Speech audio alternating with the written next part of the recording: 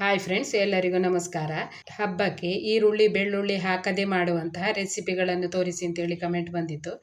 ಈಗ ಈ ವಿಡಿಯೋದಲ್ಲಿ ನಾನು 2 ಬಗೆಯ ಈರುಳ್ಳಿ ಬೆಳ್ಳುಳ್ಳಿ ಹಾಕದೆ ಮಾಡುವಂತಹ 2 ರೆಸಿಪಿಗಳನ್ನು ತೋರಿಸ್ತಾ ಇದ್ದೇನೆ. ಮೊದಲಿಗೆ ಇಲ್ಲಿ ಬಾಳೆಕಾಯಿಯದ್ದು ಸಾರು ಹೇಗೆ ಮಾಡೋದು ಅಂತ ತೋರಿಸ್ತೇನೆ. ಬಾಳೆಕಾಯಿ ಕೂಟು, ಅದಕ್ಕೆ 2 ಬಾಳೆಕಾಯಿಯನ್ನು ತಗೊಳ್ಬೇಕು. ಬಾಳೆಕಾಯಿಯನ್ನು ಸಿಪ್ಪೆ ತೆಗೆದು ಸಣ್ಣಗೆ ತುಂಡು ಮಾಡಿ ತಗೊಳ್ಬೇಕು. ನಿಮಗೆ ಯಾವ ಥರ ಬೇಕೋ ಆ ಥರ ನೀವು ತುಂಡು ಮಾಡ್ಬೋದು. ನಾನು ಈ ಥರ 4 ಭಾಗ ಮಾಡ್ಕೊಂಡು ನೋಡಿ ಈ ಥರ ಸಣ್ಣ ತುಂಡು ಮಾಡ್ಕೊಳ್ತಾ ಇದ್ದೇನೆ.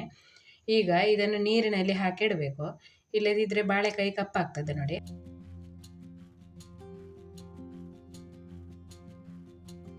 ಹತ್ತು ನಿಮಿಷ ಆದಮೇಲೆ ಇದರ ನೀರನ್ನು ತೆಗೆದುಕೊಳ್ಬೇಕು. ಆಮೇಲೆ ಇದಕ್ಕೆ ಸ್ವಲ್ಪ ಉಪ್ಪನ್ನು ಹಾಕ್ಕೊಳ್ಬೇಕು.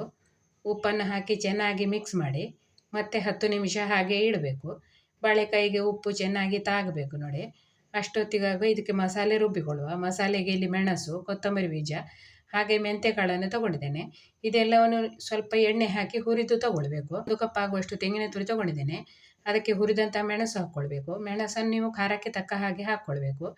ಸಣ್ಣ ಹುಣಸೆ ಹುಳಿ ಮತ್ತು 1/4 ಚಮಚ ಆಗುವಷ್ಟು ಅರಶಿನ ಪುಡಿ ಹಾಕಿ ಈ ಮಸಾಲೆಯನ್ನು ರುಬ್ಬಿಕೊಳ್ಬೇಕು. ಈಗ ಮಿಕ್ಸಿ ಜಾರಲ್ಲಿ ಹಾಕ್ಕೊಂಡಿದ್ದೇನೆ. ಈಗ ನೀರು ಹಾಕ್ಕೊಂಡು ಇದನ್ನು ರುಬ್ಬಿ ತರಬೇಕು. ರುಬ್ಬಿ ಆದಮೇಲೆ ಹುರಿದಂತಹ ಮೆಂತೆಕಾಳು ಮತ್ತು ಕೊತ್ತಂಬರಿ ಬೀಜವನ್ನು ಹಾಕ್ಕೊಳ್ಬೇಕು. ಮತ್ತೆ ಇದನ್ನು ಇನ್ನೊಂದು ಸಾರಿ ರುಬ್ಬಬೇಕು. ಈಗ ಒಲೆ ಮೇಲೆ ಬಾಣಲೆ ಇಟ್ಟು ಅದರಲ್ಲಿ ಎಣ್ಣೆಯನ್ನು ಹಾಕ್ಕೊಳ್ಬೇಕು. ಎಣ್ಣೆ ಬಿಸಿಯಾಗ್ತಿದ್ದ ಹಾಗೆ ಉಪ್ಪು ಹಚ್ಚಿಟ್ಟಂತಹ ಬಾಳೆಕಾಯಿಯನ್ನು ಹಾಕ್ಕೊಳ್ಬೇಕು. ಅದರ ನೀರು ಹಾಕ್ಕೊಳ್ಬಾರ್ದು, ಸ್ವಲ್ಪ ಹಿಂಡಿ ಹಾಕ್ಕೊಂಡ್ರೆ ಒಳ್ಳೆಯದು. ಮತ್ತು ಇದನ್ನು ಸಣ್ಣ ಉರಿಯಲ್ಲಿ ಹುರಿದುಕೊಳ್ಬೇಕು ನೋಡಿ. ಬಾಳೆಕಾಯಿ ಎಣ್ಣೆಯಲ್ಲೇ ಸ್ವಲ್ಪ ಬೆಂದಿರಬೇಕು.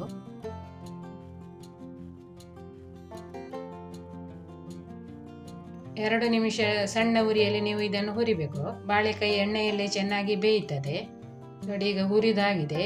ಇದರದ್ದು ಕಲರ್ ಸ್ವಲ್ಪ ಚೇಂಜ್ ಆಗಿದೆ ನೋಡಿ. ಈಗ ನೋಡಿ, ಒಂದು ಬಾಳೆಕಾಯಿ ತೆಗೆದು ಸ್ವಲ್ಪ ಒತ್ತಿ ನೋಡುವಾಗ ಮೆತ್ತಗಾಗಿದೆ. ಈಗ ಇದನ್ನು ಒಂದು ಪಾತ್ರೆಯಲ್ಲಿ ತೆಗೆದುಕೊಳ್ಬೇಕು. ಬಾಳೆಕಾಯಿ ಇದು ಚೆನ್ನಾಗಿ ಬೆಂದಿದೆ ನೋಡಿ.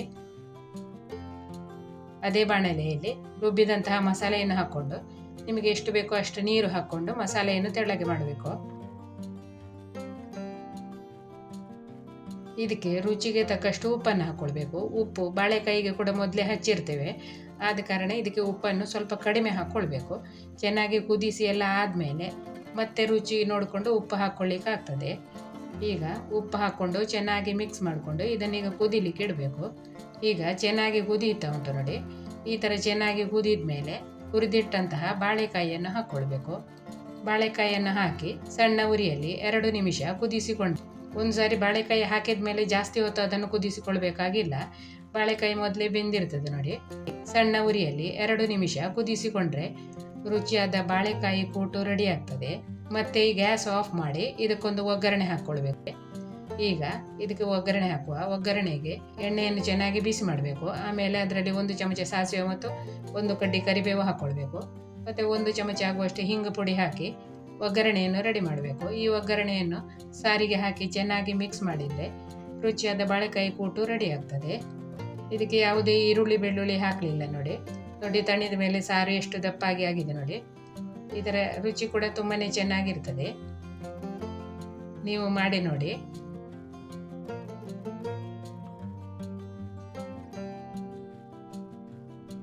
ಈರುಳ್ಳಿ ಬೆಳ್ಳುಳ್ಳಿ ಹಾಕದೆ ಮಾಡುವಂಥ ಇನ್ನೊಂದು ರೆಸಿಪಿ ತೋರಿಸ್ತಾ ಇದ್ದೇನೆ. ಅದಕ್ಕೆ ಅವರೆಕಾಳನ್ನು ನೆನೆಸಿ ಇಟ್ಟುಕೊಂಡಿದ್ದೇನೆ. 1 ಕಪ್ ಆಗುವಷ್ಟು ಅವರೆಕಾಳನ್ನು 1 ದಿನ ಮೊದಲೇ ನೆನೆಸಿಡಬೇಕು.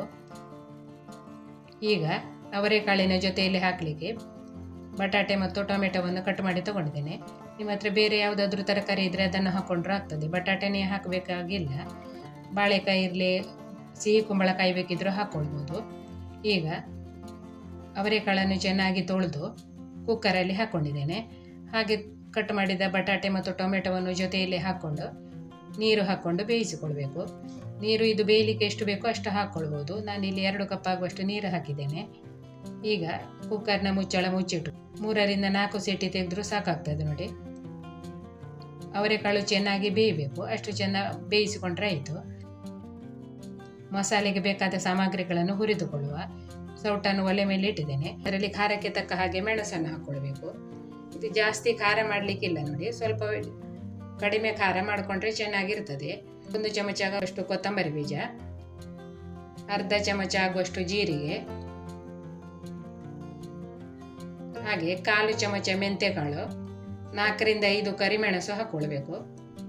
ಮತ್ತೆ 1 ಚಮಚ ಎಣ್ಣೆಯನ್ನು ಹಾಕೊಂಡು ಇದನ್ನು ಸಣ್ಣ ಉರಿಯಲ್ಲಿ ಸ್ವಲ್ಪ ಹೊತ್ತು ಹುರಿದು ತಗೊಳ್ಬೇಕು. ಯಾವುದೇ ಮಸಾಲೆ ಸಾಮಗ್ರಿಗಳು ಕಪ್ಪಾಗಬಾರ್ದು ನೋಡಿ, ಕಪ್ಪಾದರೆ ರುಚಿ ಚೆನ್ನಾಗಿರೋದಿಲ್ಲ.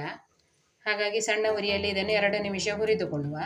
ನೀವು ಈ ಮಸಾಲೆ ಸಾಮಗ್ರಿಗಳನ್ನು ಒಂದೊಂದಾಗಿ ಹುರಿದು ತಗೊಂಡ್ರೂ ಆಗ್ತದೆ.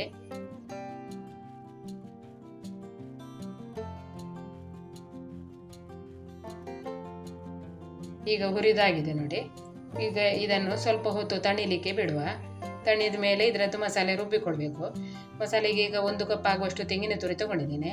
ಹಾಗೆ ಅದರಲ್ಲಿ ಹುರಿದಂತಹ ಮಸಾಲೆ ಸಾಮಗ್ರಿಗಳನ್ನು ಹಾಕ್ಕೊಳ್ಬೇಕು. ಇದಕ್ಕೀಗ ಸಣ್ಣ ಹುಣಸೆ ಹುಳಿ ಮತ್ತು 1/4 ಚಮಚ ಆಗುವಷ್ಟು ಅರಶಿನ ಪುಡಿ ಹಾಕ್ಕೊಂಡು ಇದನ್ನೀಗ ರುಬ್ಬಿಕೊಳ್ಬೇಕು. ಮಸಾಲೆ ಸಾಮಗ್ರಿಗಳನ್ನು ಮಿಕ್ಸಿ ಜಾರಲ್ಲಿ ಹಾಕ್ಕೊಂಡಿದ್ದೇನೆ. ಹಾಗೆ 2 ಚಮಚ ಆಗುವಷ್ಟು ಬೇಯಿಸಿದ ಅವರೆಕಾಳನ್ನು ಕೂಡ ಹಾಕ್ಕೊಳ್ಬೇಕು. ಇದನ್ನು ಹಾಕ್ಕೊಳ್ಳೋದು ಯಾಕಂದರೆ ಮಸಾಲೆ ಸ್ವಲ್ಪ ದಪ್ಪ ಬರ್ತದೆ ನೋಡಿ. ಈಗ ಇದಕ್ಕೆ ನೀರು ಹಾಕಿ ಇದನ್ನು ರುಬ್ಬಿ ತಗೊಳ್ಬೇಕು. ಈಗ ಬೇಯಿಸಿದ ಅವರೆಕಾಳನ್ನು ಒಂದು ಪಾತ್ರೆಯಲ್ಲಿ ಹಾಕ್ಕೊಂಡಿದ್ದೇನೆ. ಅದಕ್ಕೆ ಈಗ ರುಚಿಗೆ ತಕ್ಕಷ್ಟು ಉಪ್ಪನ್ನು ಹಾಕ್ಕೊಂಡು ಚೆನ್ನಾಗಿ ಮಿಕ್ಸ್ ಮಾಡಬೇಕು. ಆಮೇಲೆ ಇದಕ್ಕೆ 2 ಚಮಚ ಆಗುವಷ್ಟು ಬೆಲ್ಲವನ್ನು ಕೂಡ ಹಾಕ್ಕೊಳ್ತಾ ಇದ್ದೇನೆ.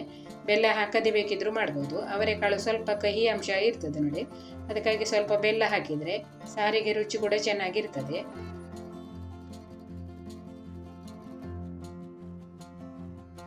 ಬೆಲ್ಲ ಹಾಕ್ಕೊಂಡು ಚೆನ್ನಾಗಿ ಮಿಕ್ಸ್ ಮಾಡಿ ರುಬ್ಬಿದ ಮಸಾಲೆಯನ್ನು ಹಾಕ್ಕೊಳ್ಬೇಕು. ಈಗ ರುಬ್ಬಿದ ಮಸಾಲೆ ಹಾಕ್ಕೊಂಡು ಒಂದು ಸಾರಿ ಚೆನ್ನಾಗಿ ಮಿಕ್ಸ್ ಮಾಡಿ ನೋಡಬೇಕು. ಆಮೇಲೆ ಎಷ್ಟು ನೀರು ಬೇಕೋ ಅಷ್ಟು ನೀರು ಹಾಕ್ಕೊಳ್ಳಿಕ್ಕೆ ಆಗ್ತದೆ. ಈಗ ಇದಕ್ಕೆ ನಾನು ಬೇಕಾದಷ್ಟು ನೀರು ಹಾಕ್ಕೊಂಡಿದ್ದೇನೆ. ಈಗ ಇದನ್ನು ಚೆನ್ನಾಗಿ ಮಿಕ್ಸ್ ಮಾಡಿ ಕುದಿಸಿಕೊಳ್ಬೇಕು. ಈಗ ಚೆನ್ನಾಗಿ ಕುದೀತಾ ಉಂಟು. ಚೆನ್ನಾಗಿ ಕುದಿದ ಮೇಲೆ ಗ್ಯಾಸ್ ಆಫ್ ಮಾಡಿ ಇದಕ್ಕೊಂದು ಒಗ್ಗರಣೆ ಹಾಕಬೇಕು.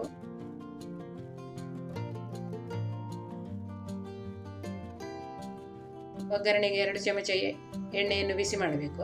ಅದರಲ್ಲಿ 1 ಚಮಚ ಸಾಸಿವೆ, 1 ಕಡ್ಡಿ ಕರಿಬೇವು, ಹಾಗೆ 1 ಚಮಚ ಆಗುವಷ್ಟು ಹಿಂಗು ಪುಡಿಯನ್ನು ಹಾಕ್ಕೊಂಡು ಒಗ್ಗರಣೆ ಮಾಡಿಕೊಳ್ಬೇಕು.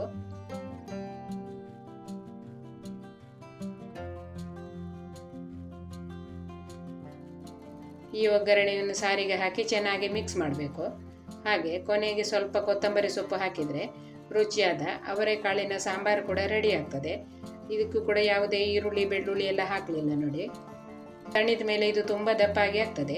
ಹಬ್ಬಕ್ಕೆ ಈರುಳ್ಳಿ ಬೆಳ್ಳುಳ್ಳಿ ಹಾಕದೆ ಈ ಥರದ ರೆಸಿಪಿಗಳನ್ನು ಮಾಡಿ ನೋಡಿ, ತುಂಬಾ ರುಚಿಯಾಗಿರ್ತದೆ. ಹಾಗೆ ಈ ರೆಸಿಪಿಗಳು ನಿಮಗೆ ಇಷ್ಟ ಆಗಿದ್ದರೆ ಒಂದು ಲೈಕ್ ಮಾಡಿ, ನಿಮ್ಮ ಅನಿಸಿಕೆಯನ್ನು ಕಮೆಂಟಲ್ಲಿ ತಿಳಿಸಿ.